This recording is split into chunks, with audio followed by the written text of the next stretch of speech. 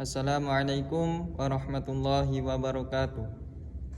Perkenalkan, nama saya Yogi Trio Saputra, mahasiswa semester 2 program studi Ilmu Al-Quran dan Tafsir Universitas IIK Anur Yogyakarta dengan nomor NIM 25202839. Video ini saya buat untuk memenuhi tugas ujian akhir semester.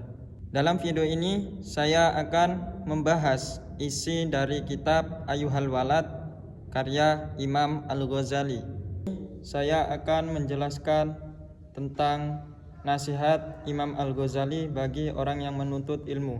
Saya menangkap ada 3 poin dari nasihat Imam Al-Ghazali ini.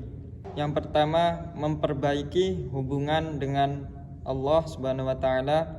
Yang kedua, memperbaiki hubungan antara manusia dengan sesama manusia.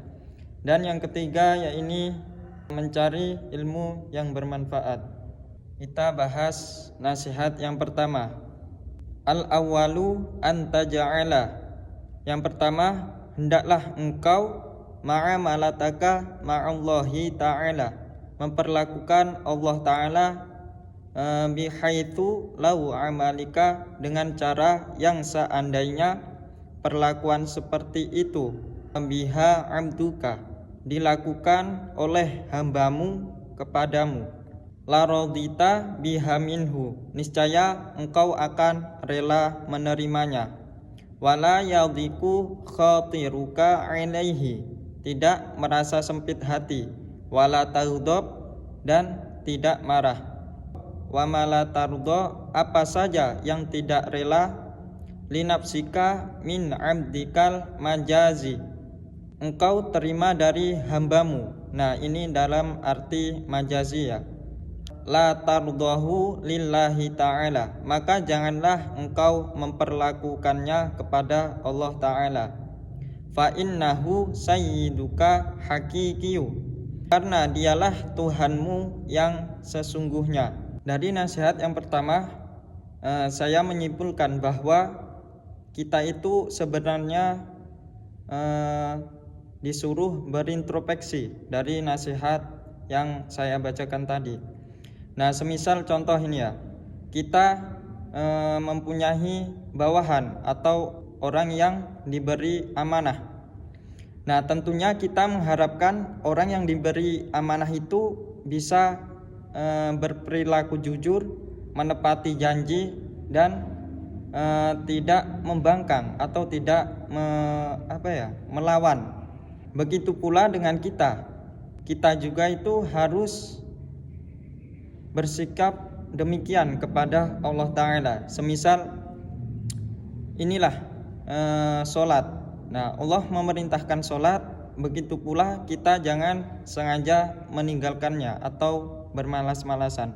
Nasihat yang kedua yaitu wathani kullama amaltan nasi, setiap kali engkau berinteraksi dengan manusia, faja'al, perlakukanlah kama tardo linafsika minhum, perlakukanlah mereka sebagaimana engkau ingin diperlakukan oleh mereka.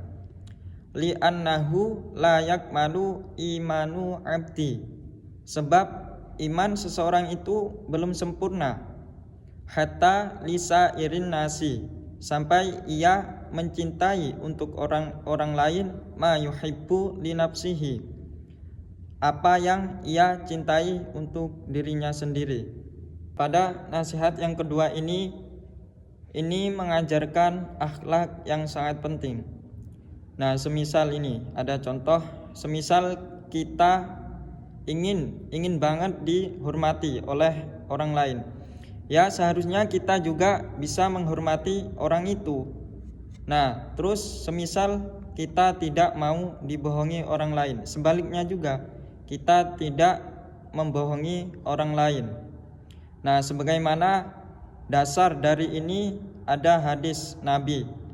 Nabi bersabda, tidak sempurna iman salah seorang di antara kalian sampai ia mencintai bagi saudaranya apa yang ia cintai bagi dirinya sendiri.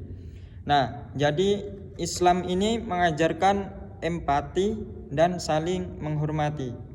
Nasihat yang ketiga yaitu idza qara'tal ilma awish tagholta bih yang bagi ayyakuna ilman yuslihu qalbaka wa yuzaki nafsaka kama law alimta anna umuraka la yabqa ghaira asbu'in ilah.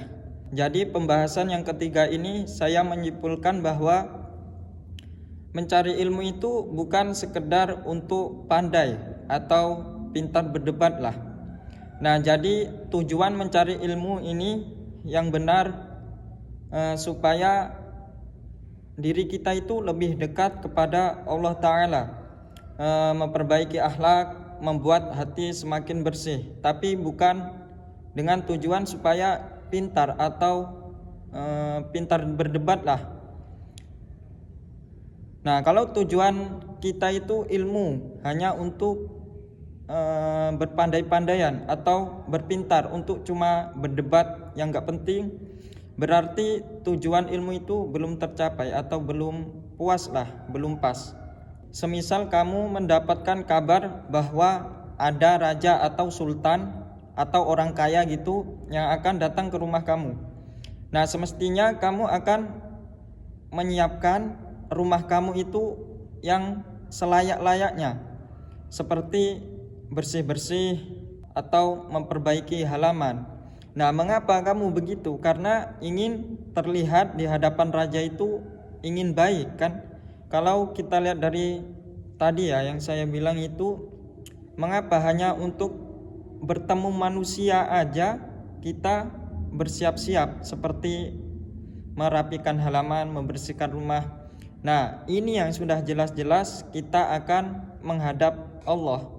Kenapa kita tidak sungguh-sungguh membersihkan hati, memperbaiki diri?